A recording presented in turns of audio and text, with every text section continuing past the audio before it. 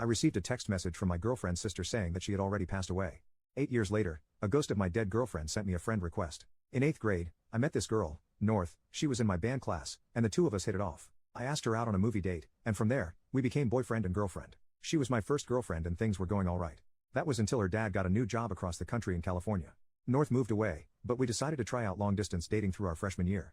We were not built for long-distance dating. I couldn't protect her from bullies, hug her when she was crying, or tell her it was going to be alright when she told me about her depression. We argued about God knows what but decided to keep the relationship going because her dad was trying to transfer back closer to our hometown. That was until she stopped texting me around Christmas, and her sister sent me a funeral program and asked me to go to California.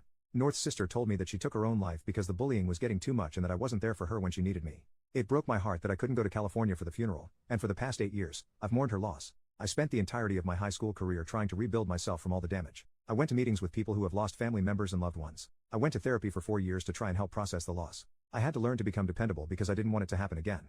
And after working on myself for 4 years, I asked out one of my classmates, Lucy. We started dating at the tail end of our senior year and are about to celebrate our 4th anniversary in April. Last night, I got a notification from Facebook saying I had received a new friend request. I opened the app and found out that it was from the North. She looks older, but it's undeniable that there are pictures of her as an adult with her fiancé and her newborn daughter. I spent 8 years of my life believing that she was dead, but here she is with undeniable proof that she has been living a great life without me. My stomach is in knots, my heart is sinking to the ground, and my mind is racing, trying to figure out what happened and what I should do.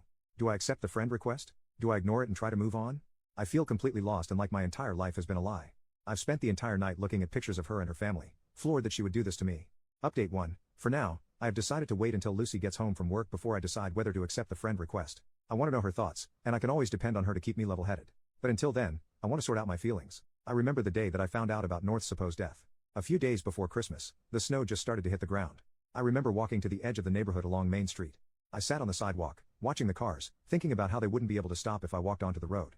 I was sitting there on the sidewalk contemplating for what felt like hours. It was there I decided I wanted to keep living. It was the most important choice of my life. But now, that choice feels hollow and meaningless. Every decision I've made since then has come from that choice I made 8 years ago, and now it feels empty and without promise. Update 2. I accepted the friend request. After Lucy and I talked about it, we agreed that the possibility of getting some closure would be worth it.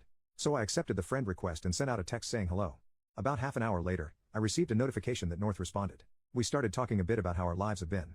It turns out that she and her fiancé were in town visiting family, and it started to make her think about all the hurt she had caused me and that she wouldn't feel comfortable moving on with her relationship without knowing if I was okay. She tried to apologize, saying that we were dumb kids and that it seemed easier to ghost me instead of breaking up with me. She told me all about how, in some messed up teenage way, she thought giving me an explanation for her ghosting me would make it easier to move on, so she and her sister concocted the whole story. I told her about the years of therapy, the years of loneliness, and how guilty I felt when I started dating again. I told her about how I used to think she was the one for me, even through the nights of arguing, and that she left me more hurt than if she just threw me away. And I told her that I'm thankful to her in some weird way. Her death changed me for the better, and I would not be the man I am today if it wasn't for her. I then texted, having said that, I will not accept your apology. It's a shallow attempt to free your guilty conscience before you get married. If you were sorry, you would have said something sooner, you would have apologized sooner, or you would not have done it at all. You took the coward's way out, and I do not forgive cowards. She said she understood but hoped that one day I could move past the hurt she caused me and find it in my heart to forgive her. I took screenshots of the whole conversation and sent it to her fiancé. I don't know if he knows the story between me and her, but now he can have enough of an idea that they can start that conversation. I hope they figure out how to move past it. After all, they look very happy together, and the mistakes of a teenager should not affect her current life. However, I'd be lying if I said there wasn't a part of me hoping it would crash and burn. I know this is not the update some of you guys wanted. Some of you really wanted me to bully my way through the conversation or play mind games to fug with her. But that is not who I am or who I want to be. On the bright side, I can now truly move on from the relationship that cost me 8 years of my life and put the whole story of North behind me.